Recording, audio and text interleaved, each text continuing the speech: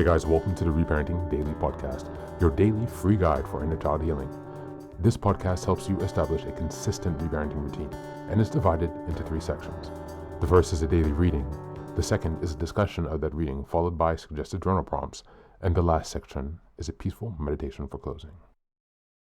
Good morning, good afternoon, and good evening from whenever and wherever you're joining us. I'm so glad that you can join us for this journey of healing, self-expansion, and growth. If this is your first time, welcome. Now, before we dive in, I'd like to remind us that we've passed the 500 marker of Reparenting Daily.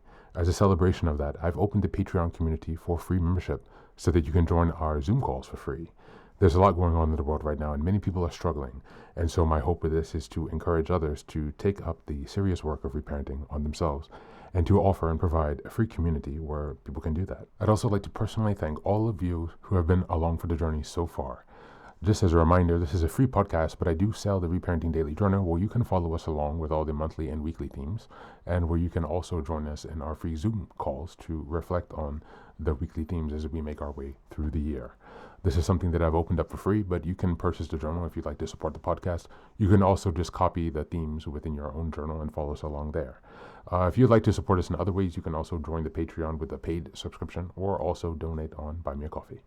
Just as a reminder, I've created another resource called Fairy Tales for Reparenting. This is a 3-volume series that organizes fairy tales from around the world into the 3 phases of the hero's journey, from beginning, middle, to end. Now, these are fairy tales that come from Grimm's fairy tales and other traditions and other cultures around the world. And while you might think that fairy tales are for kids, actually, these stories contain profound truths and lessons that we can use in our reparenting journey. So these books are a very simple and creative way to connect to your inner child. I'd like to send a very warm thank you to Maria, who has been helping me to edit the books since I had some difficulties in the fall and I've had some issues with my eyes. So now the first 2 volumes are available on Amazon in ebook or regular book format, so you can check those out, and we'll be working on that last volume to release to you as soon as possible. But again, these stories are ways to connect with lessons that are shared across different cultures, to reconnect with your inner child, and to really teach yourself some lessons that have been carried down for centuries and millennia. As we're passing episode 550, I'd like to also turn your attention to the fact that I've changed the meditation at the end of the podcast, and so you can check that out now for a new experience of binaural beats. So this helps with binaural stimulation from the left to right ear, a bit like a replication of the EMDR experience. So I'm hoping that this can help bring you guys some relief, and we'll have other meditations coming soon as we progress with the rest of the year. So with these announcements now out of the way, let's dive into today's practice. Hey guys, today's reading is called 3 Ways to Find Joy in the Little Things in Life. It's by The Reflexive Pen.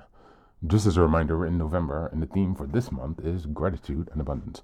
We're in week 3, and the theme for this week is finding joy in simple things.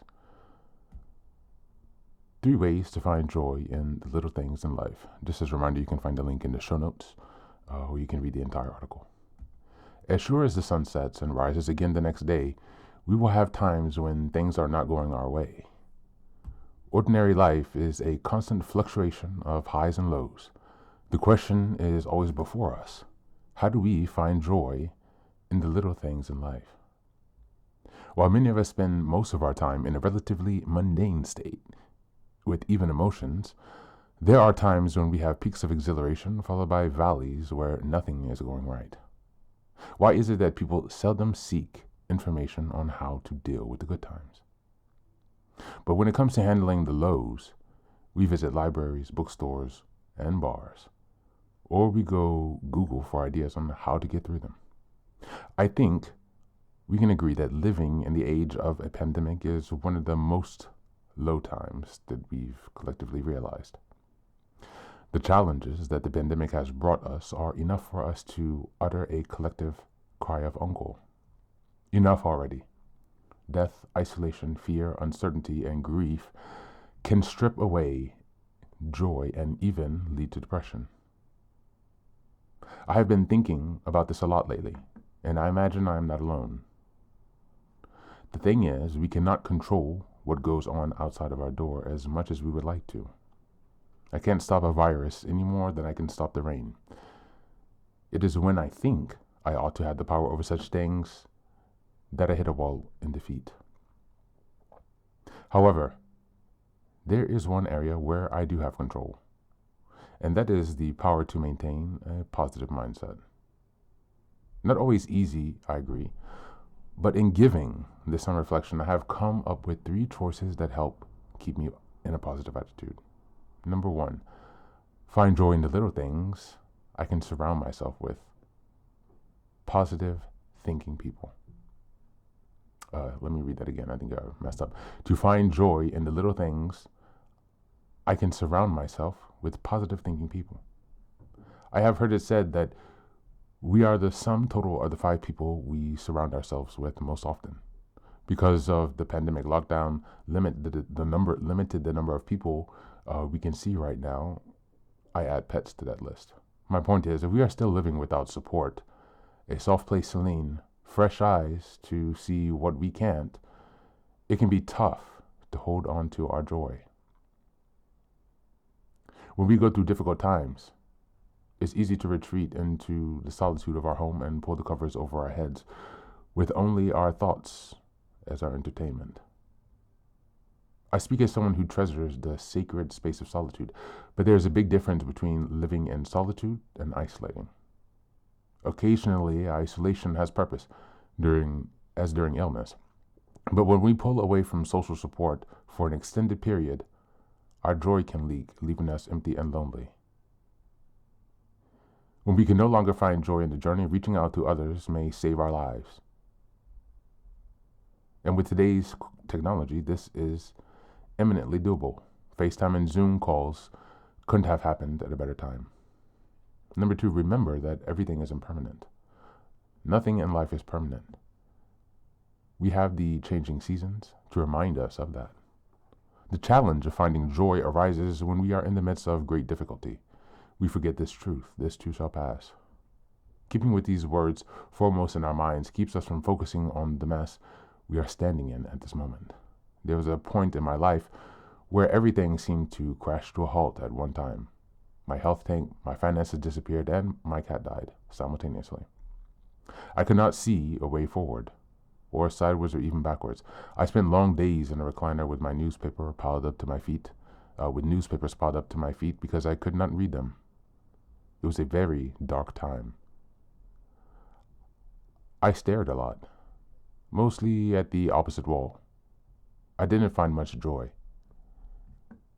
When my eyes did focus, it was on a religious symbol left by the previous occupant of the home I had just moved into.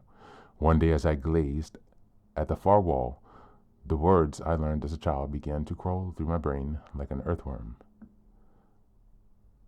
Though you walk through the valley of the shadow of death. Shadow? What causes shadow if it isn't light? The moment was an epiphany moment, if there ever was one. You can't have shadow without light. As I dwelled on the ramifications of this, I knew things were going to change. This too shall pass became my main mantra. I knew from experience how great losses take a toll, and joy slips away like an ice cube on a warm surface. I had allowed my happiness to depend on things over which I had no control. My health, my job, my old cat.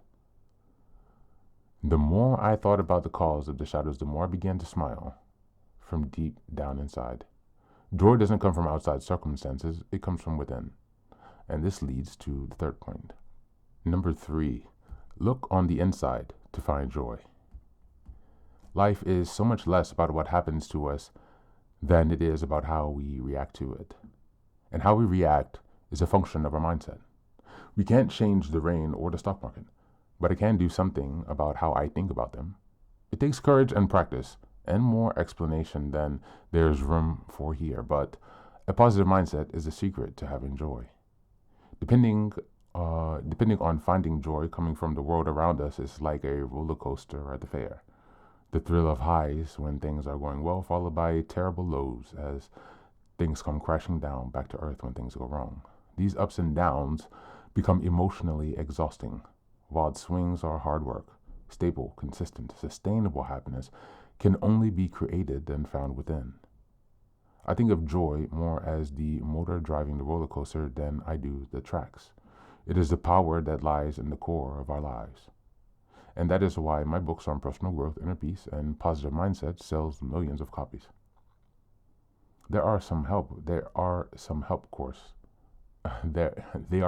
of course, but in the end, our happiness doesn't come from these books.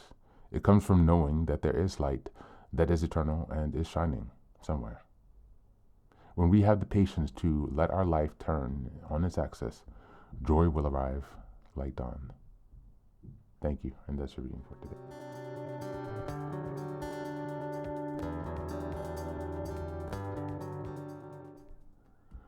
Welcome back, welcome back. This reading hits the core of November's theme. Joy doesn't just appear when life is perfect. It appears when you learn to notice what's still good inside that imperfection.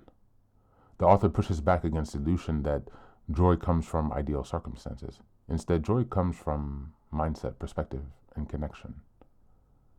Eternal life will always swing between highs and lows, but resilience and abundance comes from learning to keep your inner footing while the world wobbles.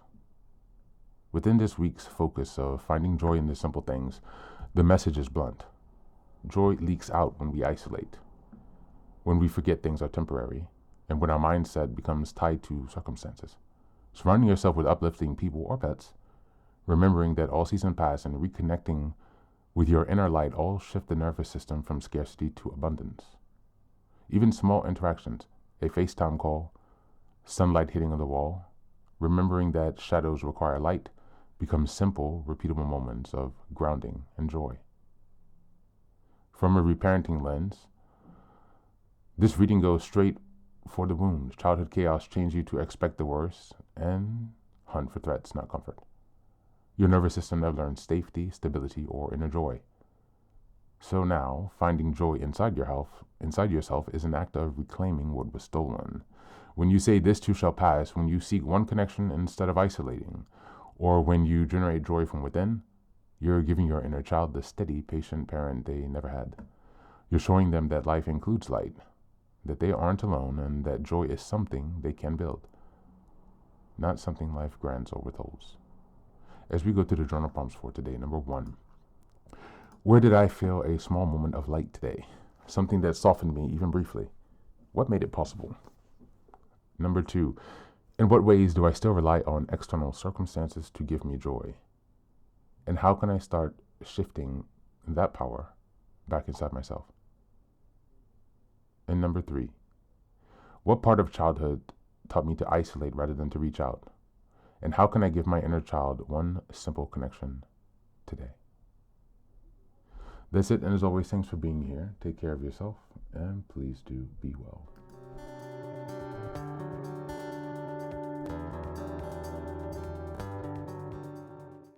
Welcome back, welcome back. Now, this is the third and final section of the daily podcast. This is your silent meditation. Please go ahead and find a space where you can be comfortable and undisturbed, where you can relax and spend some time with yourself for this 10-minute silent meditation. You can choose to be sitting, standing, lying down, or in whatever position makes you comfortable today. Take a moment to simply be with yourself.